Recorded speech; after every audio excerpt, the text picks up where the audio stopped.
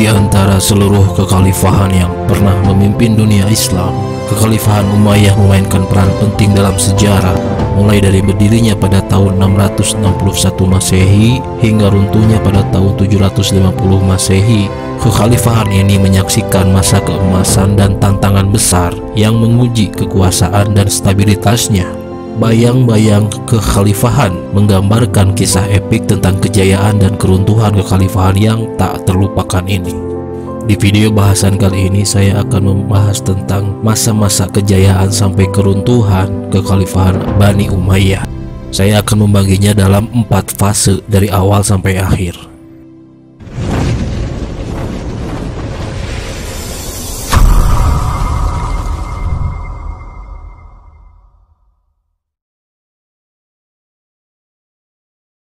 Yang pertama, fondasi.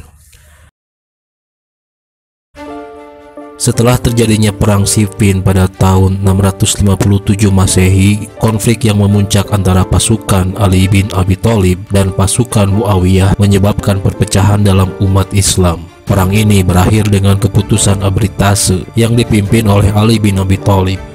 Tetapi Muawiyah menolak menerima keputusan tersebut. Hal ini membawa konsekuensi serius terhadap kekhalifahan yang baru terbentuk. Singkat cerita, setelah Ali wafat pada tahun 661 Masehi, Muawiyah yang saat itu menjadi gubernur Damaskus melihat peluang untuk mengambil alih kepemimpinan.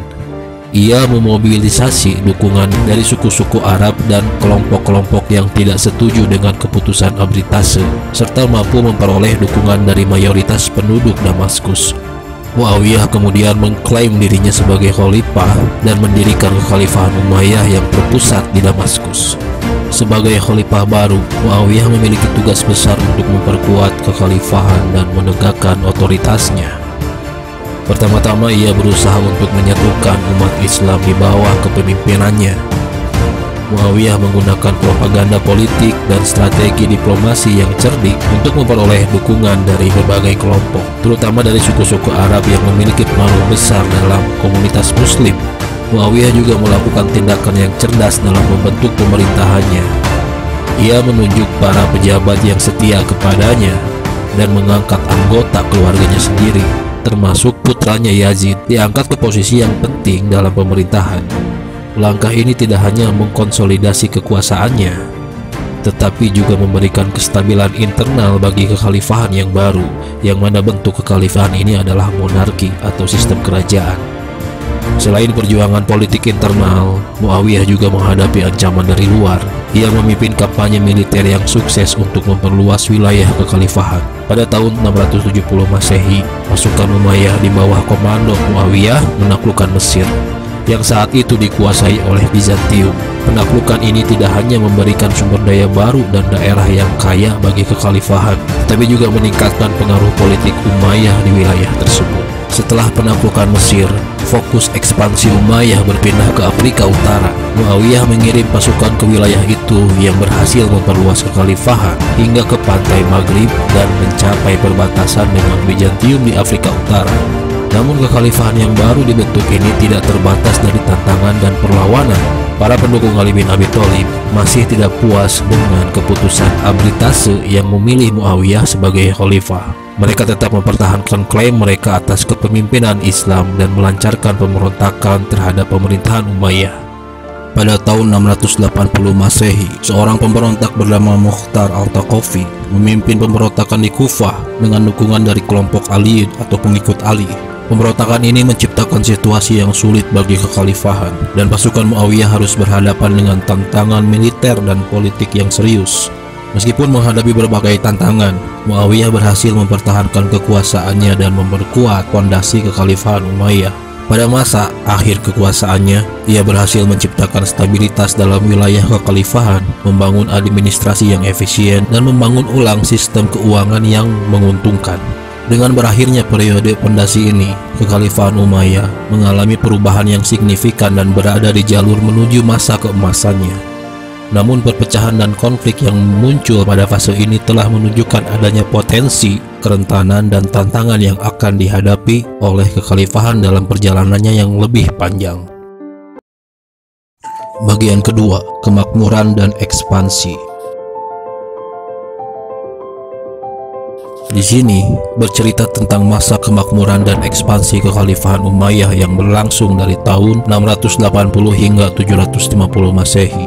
Setelah melewati periode awal pembentukan kekhalifahan, Umayyah berhasil mencapai puncak kejayaan politik, ekonomi, dan budayanya. Setelah kematian atau wafat Muawiyah pada tahun 680 Masehi, putranya Yazid bin Muawiyah mengambil alih kepemimpinan kekhalifahan. Namun, penunjukan Yazid sebagai khalifah tidak diterima baik oleh beberapa kelompok, terutama oleh kelompok pengikut Ali atau pendukung Ali yang masih mempertahankan klaim mereka atas kepemimpinan umat Islam. Perlawanan terhadap pemerintahan Umayyah terus berlanjut dengan puncaknya terjadi pada peristiwa Karbala pada tahun 680 Masehi. Peristiwa ini adalah peristiwa yang menyedihkan dan sekaligus menyakitkan, di mana di sini melibatkan Husain bin Ali, seorang cucu dari Nabi Muhammad SAW, yang terbunuh, yang syahid dalam pertempuran melawan pasukan Yazid. Peristiwa Karbala menjadi momen penting dalam sejarah Islam dan meningkatkan popularitas kelompok pengikut Ali.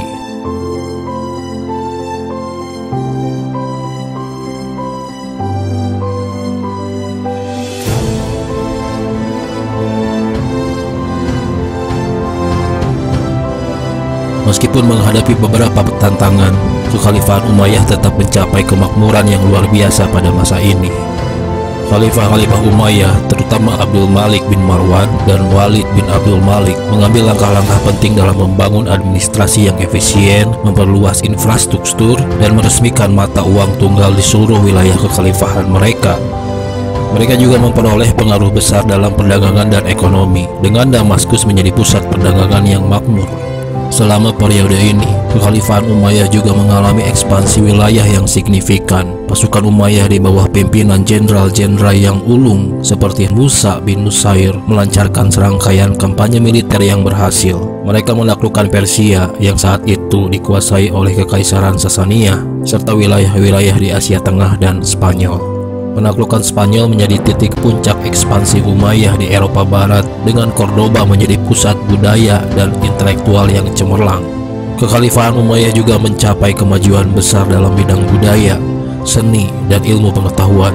Perpustakaan dan universitas dibangun, dan terjadi perkembangan pesat dalam bidang sastra, arsitektur, seni kaligrafi, dan matematika. Pada masa ini, ulama dan sarjana muslim seperti Al-Hajjaj bin Yusuf dan Ibnu Khaldun menjadi tokoh penting dalam pemikiran dan pengetahuan Islam. Namun, kendati mencapai masa kemakmuran, kekhalifahan Umayyah juga menghadapi ketegangan internal. Beberapa kelompok, terutama kelompok pengikut Ali yang sebelumnya sudah diceritakan, yang telah lama merasa tersisihkan, terus mempertahankan klaim mereka atas kepemimpinan Islam dan memicu pemberontakan melawan pemerintahan Umayyah. Salah satu pemberontakan yang paling terkenal adalah pemberontakan Abu Muslim di Khurasan pada awal abad ke-8 Masehi yang mendapat dukungan luas dari masyarakat setempat. Perlahan tapi pasti, kekhalifahan Umayyah mulai menghadapi tekanan dan ketidakpuasan dari berbagai kelompok dan wilayah. Pada tahun 750 Masehi, pasukan Abbasiyah di bawah pimpinan Abu Muslim berhasil menggulingkan pemerintahan Umayyah dan mendirikan kekhalifahan Abbasiyah, yaitu kekhalifahan Islam yang baru. Dengan berakhirnya bagian kedua ini, kekhalifahan Umayyah telah melewati periode kemakmurannya yang puncak dan menghadapi tantangan internal yang signifikan. Perjalanan mereka menuju kejayaan dan runtuhnya kekhalifahan tersebut akan terus dikisahkan dalam bagian selanjutnya, yaitu bagian ketiga. Kejatuhan dan runtuhnya kekhalifahan Umayyah.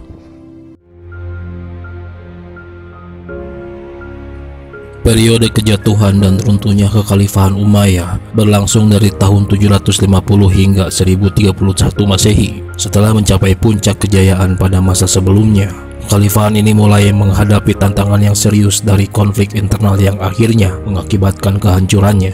Pada tahun 750 Masehi, pasukan Abbasiyah yang dipimpin oleh Abu al-Abbas berhasil menggulingkan kekhalifahan Umayyah dan mendirikan kekhalifahan Abbasiyah yang baru. Kejatuhan Umayyah terjadi akibat ketidakpuasan dan pemberontakan yang terus-menerus dari berbagai kelompok dan wilayah di bawah kekuasaan Umayyah. Namun beberapa anggota keluarga Umayyah berhasil melarikan diri dari pembantaian yang dilakukan oleh pasukan Abbasiyah. Salah satu anggota keluarga Umayyah yang paling terkenal adalah Abdul Rahman. Ia melarikan diri ke Andalus, Spanyol, dan berhasil mendirikan kekhalifahan Umayyah kedua di sana. Kekhalifahan Umayyah di Andalus dikenal dengan sebutan Kekhalifahan Cordoba.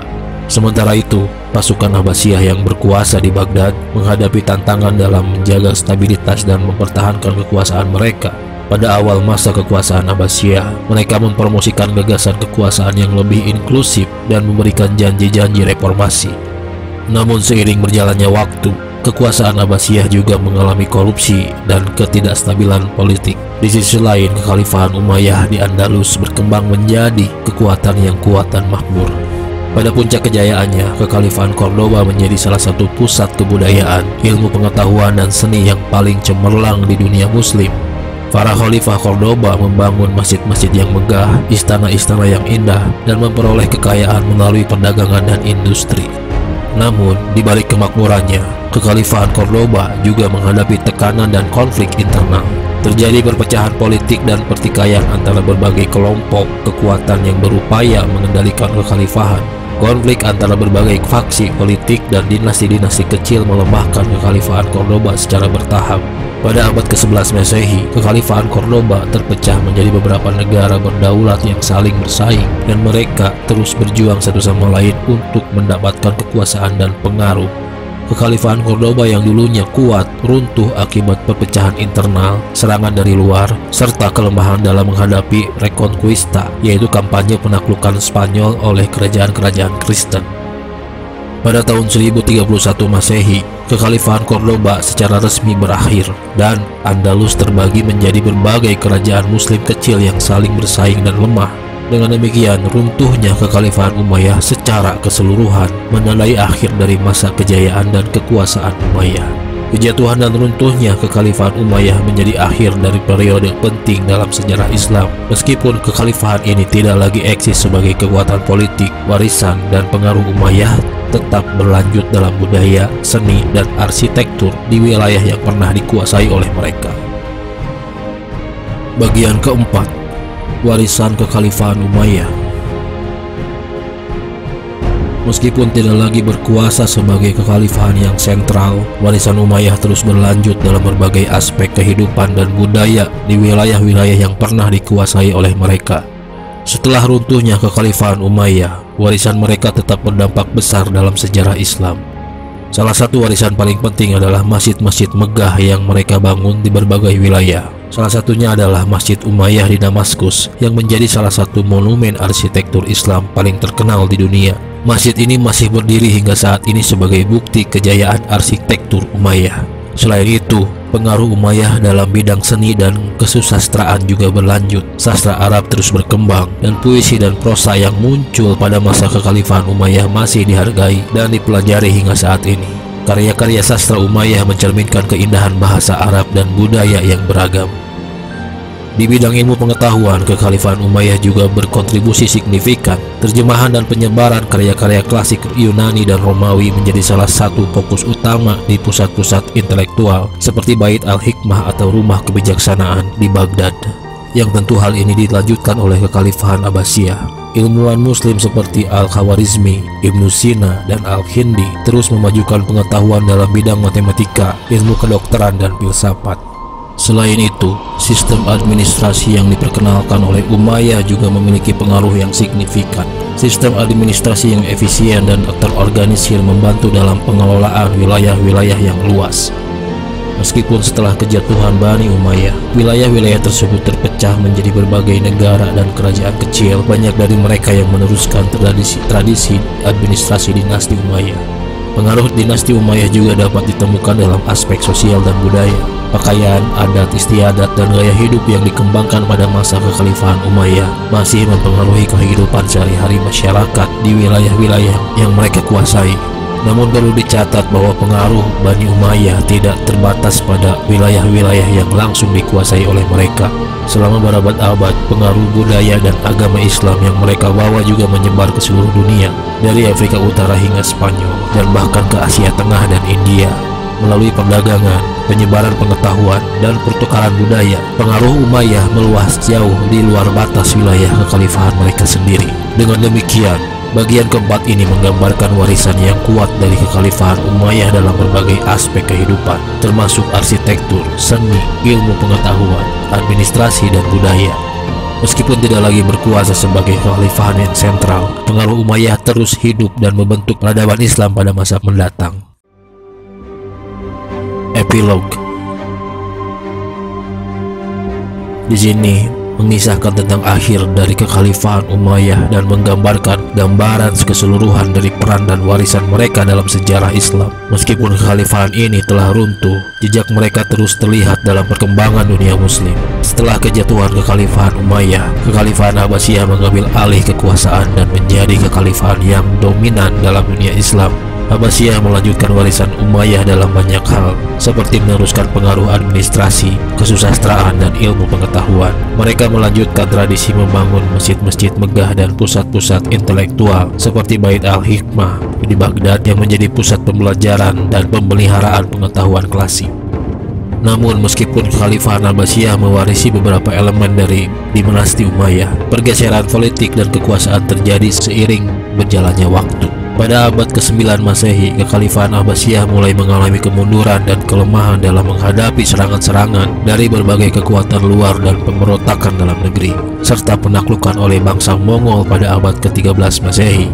Secara definitif mengakhiri masa kejayaan Abbasiyah. Meskipun beberapa upaya di masa depan untuk memulihkan kekhalifahan Abbasiyah terjadi, mereka tidak berhasil merebut kembali kekuasaan yang pernah mereka miliki. Pada akhirnya, penyebaran Islam dan pengaruhnya terus berkembang di seluruh dunia. Meskipun kekhalifahan Umayyah dan Abbasiyah tidak lagi eksis sebagai entitas politik utama, nilai-nilai dan ajaran Islam yang mereka anut tetap menjadi fondasi penting dalam kehidupan umat muslim di masa depan. Warisan kekhalifahan Umayyah dan Abbasiyah terus terlihat dalam perkembangan budaya, seni, arsitektur, ilmu pengetahuan, dan hukum Islam. Karya-karya sastra yang dihasilkan selama masa kekhalifahan seperti puisi dan prosa terus dihargai dan dipelajari oleh para cendekiawan. Peninggalan arsitektur seperti Masjid Umayyah di Damaskus masih menjadi saksi bisu dari kejayaan dan keindahan arsitektur Islam pada masa tersebut.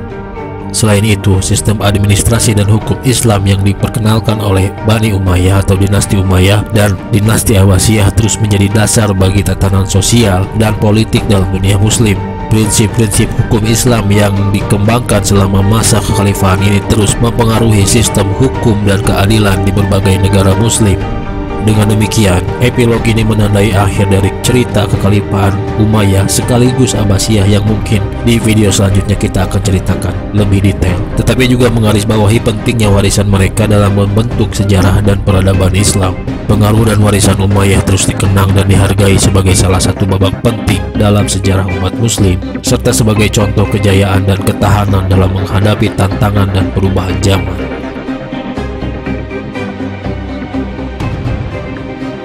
Yang tadi saya ceritakan, yang tadi saya uraikan adalah rangkuman secara keseluruhan dari awal sampai akhir kekhalifahan dinasti Umayyah. Saya memang tidak menceritakan secara detail peristiwa-peristiwa penting seperti peristiwa Karbala, lalu bagaimana detailnya kekhalifahan Umayyah dihancurkan oleh Abbasiyah, bagaimana detailnya mereka memberontak dan lain sebagainya. Mungkin itu akan saya ceritakan di video selanjutnya.